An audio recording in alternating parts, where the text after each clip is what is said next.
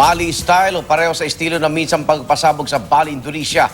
Yan daw ang ginawa ng mga nasa likod ng kambal na pagsabog sa katedral sa Hulosulu kahapon. Ang isa sa mga suspect sa pag-atakeng ikinamatay ng 20, tinukoy na at nasa pulpa sa CCTV.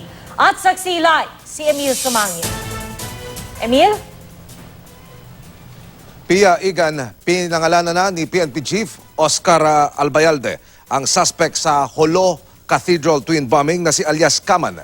Si Alias Kaman ay kapatid ng napatay na Abu Sayyaf sub-leader na si Suraka Ingog, isang kilalang bomb maker. Si Kama, ayon sa PNP initial investigation, ay nakuna ng CCTV sa bisinidad ng simbahan bago at pagkatapos ng pagsabog. Narito ang aking report.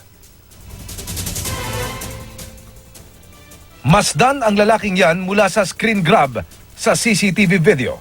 Ayon sa Joint Task Force Sulu, isa siya sa mga suspect sa pambobomba at ngayon tinutugis na. Kita sa U-Scoop video ang tensyon matapos ang magkasunod na pagsabog sa Our Lady of Mount Carmel Cathedral. Ang isang sundalo pasan-pasan ang kanyang kabaro. Pabalik-balik ang mga ambulansya at pulis mobile sa binombang simbahan. Kung saan nagkalat ang mga nagkalasog-lasog na bangkay ng ilan sa mga nagsisimba. Ang iba mga sundalong naka-assign bilang security sa simbahan. Sa dami ng biktima sa ospital na sa Zamboanga City, dinala ang iba. Ayon sa pulisya, inilagay ang isang bomba sa ilalim ng mesa sa loob ng simbahan at sa gitna ng pag-aawitan ng Alleluia, bandang 8:45 ng umaga, sumabog ito. Nagkagulo ang mga tao pero wala silang kawala. Dahil paglabas ng simbahan, isa pang bombang itinago sa utility box ng isang motorsiklo ang sumabog. Tinatawag natin to maximize the number of casualties. This is what they did in Bali, Indonesia during the time of JI. Pagkapunta ng isa, the tendency of the crowd is really to look for an exit and then magko-converge lahat. Another explosion. May nakita ring sira-sirang cellphone na hinihinalang ginamit sa pampasabog.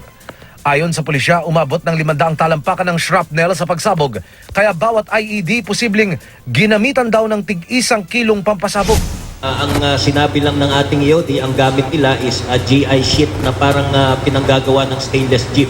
It's probably as big as a container of canister ng mga gatas na 2 kilos, something like that. Sa post-blast investigation, nakitang isang pipe bomb na ginamitan ng ammonium nitrate ang pinasabog. Parts ng mga pipe bomb, sir.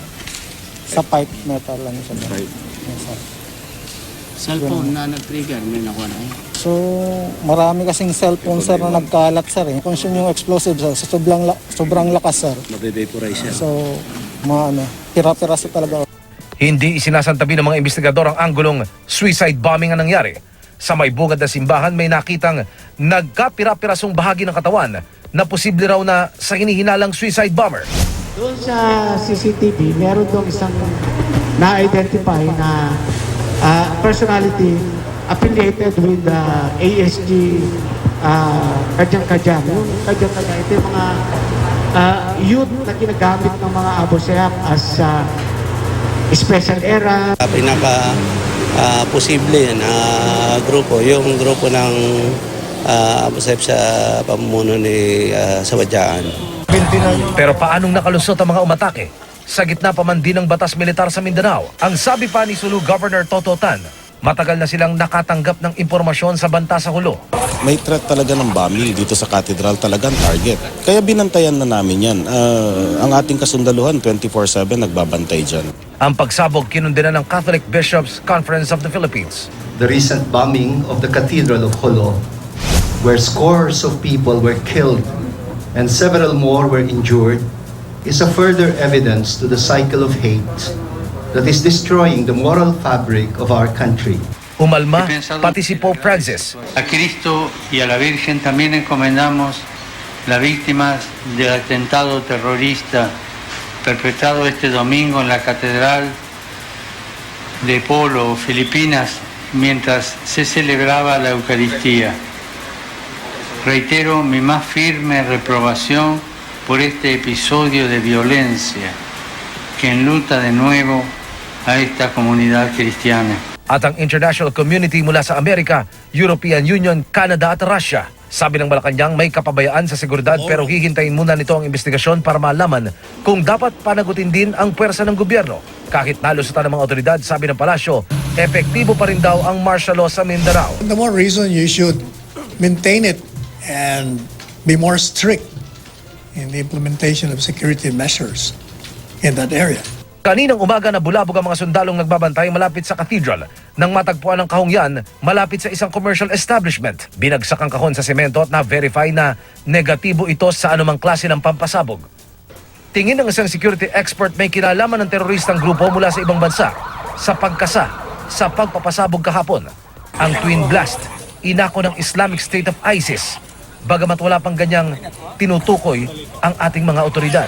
Because of the timing, the target, and the magnitude of attack. This is the best time to really mount such kind of attack because there's a high-profile issue being discussed in Mindanao and that is the Bangsamoro Organic Law. Sa kabila ng nangyari, hindi pinag-uusapan sa COMELEC ang pagkansela sa nakatakdang BOL plebiscite sa ika-6 ng Pebrero.